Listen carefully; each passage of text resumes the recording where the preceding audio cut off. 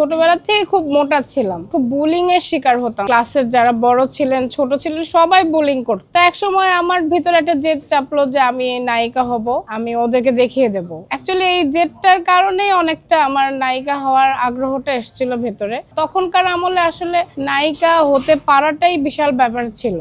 আসলে এটা একটা ফানি ব্যাপার যে আমি আমার প্রথম ছবি মৌমাছি ক্যাপ্টেন এহতেশাম দাদুর হাত ধরে আমি এসেছিলাম।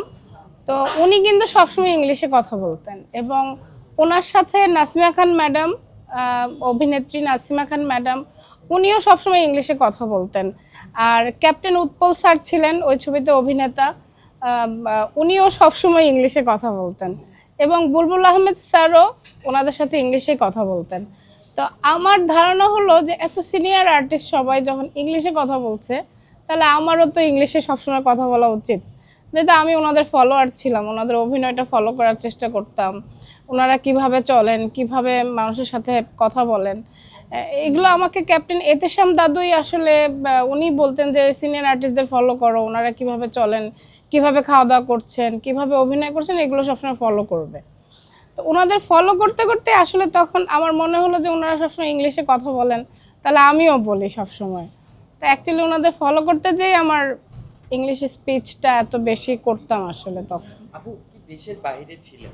হ্যাঁ, আমার বাবা ইরাকে রোডস অ্যান্ড হাইওয়েতে জব করতেন, উনি মেকানিক্যাল ইঞ্জিনিয়ার ছিলেন। সেই সুবাদে আমাদেরও ইরাকে থাকা হয়েছে, তবে আমি অনেক ছোটবেলায় চলে এসেছি ইরাক থেকে।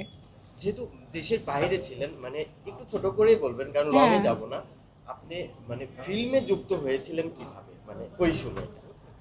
আসলে আমি ছোটবেলা থেকে খুব মোটা ছিলাম, আর মোটা ছিলাম বলে আমি খুব বুলিং এর শিকার হতাম। আমাদের স্কুলে আমাকে আমার ক্লাসের যারা বড় ছিলেন ছোট ছিলেন সবাই বুলিং করতো স্বাস্থ্য নিয়ে।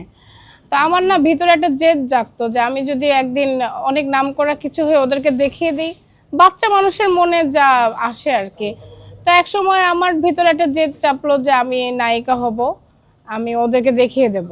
অ্যাকচুয়ালি এই জেদটার কারণেই অনেকটা আমার নায়িকা হওয়ার আগ্রহটা এসেছিল ভেতরে, কিন্তু আমি নিজেকে ওই নায়িকা হওয়ার যোগ্য মনে করতাম না। কিন্তু আমার ভিতরে জেদ ছিল যে একদিন আমি বড় কিছু হয়ে ওদেরকে দেখিয়ে দেবো। আর তখনকার আমলে আসলে নায়িকা হতে পারাটাই বিশাল ব্যাপার ছিল। আমি আসলে অনেক কাজই আমার ছেড়ে দিতে হয়েছে, আমি করিনি, মাঝখানে টানা গ্যাপ দিয়েছি, বিভিন্ন কাজের গ্যাপ পড়েছে আমার। আর আমি আসলে ভালো কাজ, ভালো মানে বিগ বাজেটের কাজ না হলে আমি আর ধরবো না কাজ, এই চিন্তা ভাবনা করেই আসলে কোনো কাজ ধরা হয়নি। তো যদি কখনো সেরকম অফার পাই অবশ্যই কাজ করব।